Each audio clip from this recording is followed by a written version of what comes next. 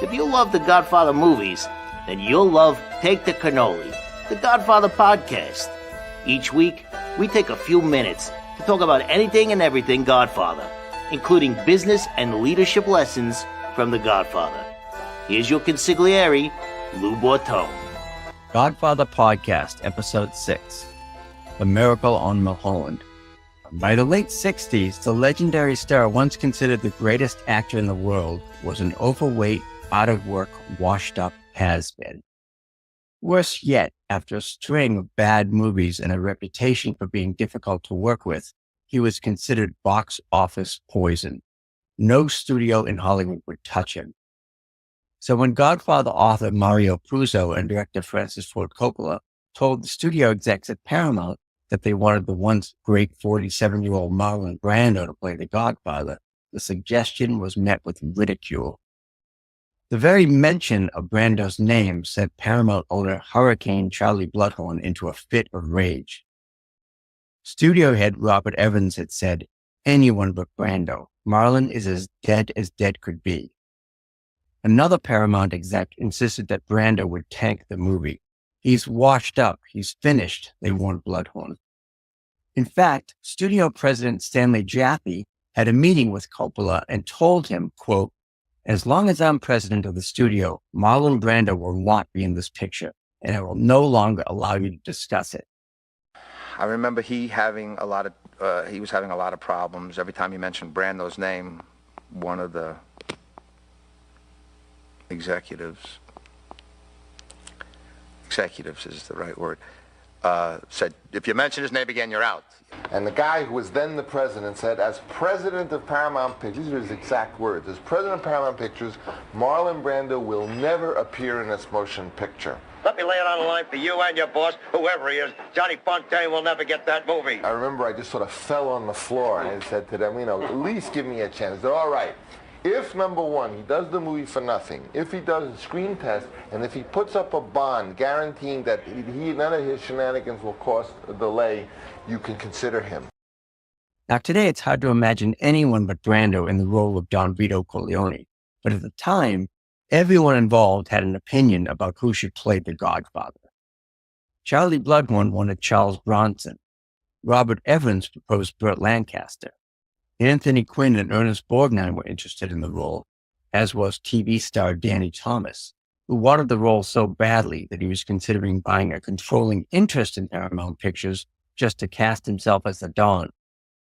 But Puzo saw Marlon Brando as the lead character when he wrote the novel, and he had even sent Brando a handwritten note asking him to consider the part.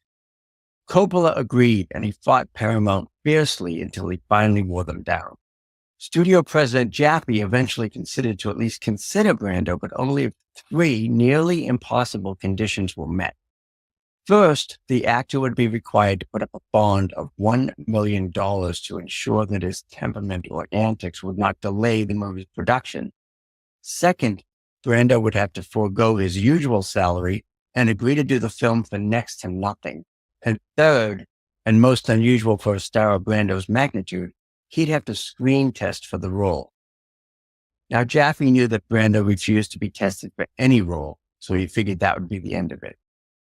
But the conditions gave Francis just enough of an opening to try to find a way to convince Brando to consider the role.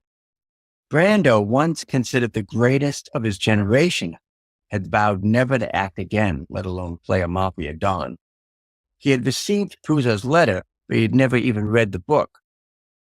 However, Brando was by now deep in debt and dependent on Valium, and in the middle of his 3rd divorce. Brando's assistant, Alice Marchak, had read The Godfather, and she knew that he'd be perfect for the part.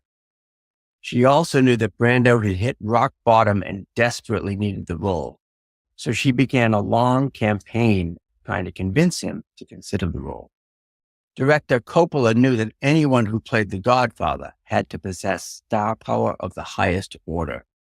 He'd say, quote, "The Godfather needs an actor of such magnetism, such charisma, that just walking into the room could be an event." For Coppola, that meant luring Brando out of seclusion to take the part. A dinner was arranged between Coppola and Brando at the famed Chianti restaurant on Melrose Avenue in Hollywood. and the director went to work on seducing Brando to take the role. After the dinner, Brando was intrigued, but there was still the little matter of the required screen test. Now, Coppola admitted that he was, quote, scared shitless of Brando, and he knew he couldn't ask Brando to audition. Instead, Francis came up with the idea of doing what he called a makeup test, just a couple of people with a home camera experimenting a bit. The word screen test was never mentioned.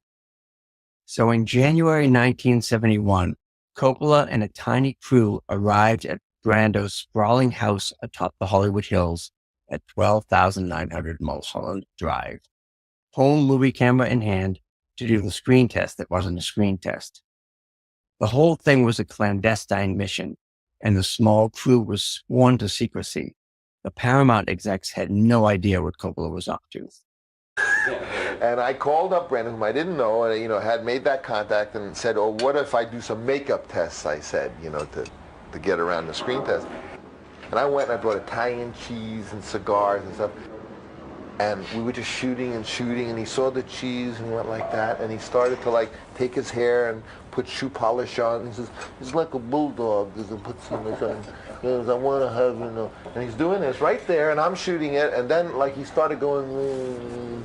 He put Kleenex in his mouth, and he had black. It's remarkable to see. Now, Coppola had brought along some props like prosciutto and cheese and cigars that he hoped might help Brando get into character. Eventually, Brando entered his living room in a Japanese kimono with his hair long and blonde. He was soft-spoken and a bit tentative, but to everyone's astonishment, Brando slowly began his transformation into Vito Corleone. First, he tied back his blonde hair into a ponytail and darkened his hair with black shoe polish. Then he stuffed some Kleenex into his cheeks to give himself jowls like a bulldog. He put on a bit more shoe polish on his upper lip to add a mustache, then lowered his voice to a gravel-like mumble. Brando improvised and experimented with his posture and his mannerisms until he was ready. Then Coppola's 16mm camera started to roll. One of the crew read with Brando as they witnessed the 47-year-old actor morph into the aging mafia chief. Everyone in the room was astonished. According to Coppola, Brando had inhabited the essence of Don Corleone. His consummate transformation was stunning and complete. "I knew that what Brando had done on tape was extraordinary," said Coppola. So Francis then took a gamble that could have had him fired, but it might also finally settle the matter on Brando. He went over the heads of everyone at the studio of LA, got on the next plane to New York City with Brando's tape under his arm, and went straight to Gulf and Western's headquarters to see Charlie Bloodhorn. Gulf and Western owned Paramount Pictures, so Charlie was basically the boss of all bosses. Coppola got to New York and played the tape for Bloodhorn. "Francis, who is this?" Bloodhorn asked in his thick Austrian accent. Then it hit him. No, absolutely not. I don't want this crazy Brando." But before Bloodhorn could storm out of the room, he found himself transfixed by what producer Al Ruddy would dub the miracle on Mulholland. Bloodhorn saw Brando become Don Corleone right before his eyes. "Wait, this is terrific!" Everyone else at the studio who witnessed the transformation were equally shocked and impressed. It was spectacular. The battle for Brando had been won by Coppola and Puzo, though now Francis was on even shakier ground with Evans and Jaffe, since he had made an end run around them by going straight to Charlie Bloodhorn. Still, the gamble paid off, and the rest, as they say, is movie history. However, the epic casting battles for the film were just beginning. But more about that next time on the Godfather podcast. Join us each week to watch or listen on YouTube, Spotify, iTunes, or wherever you get your podcasts. Until then, ciao for now. Thanks for listening to Take the Cannoli, the Godfather podcast with Lou Bortone. Join us again next time if you know what's good for you.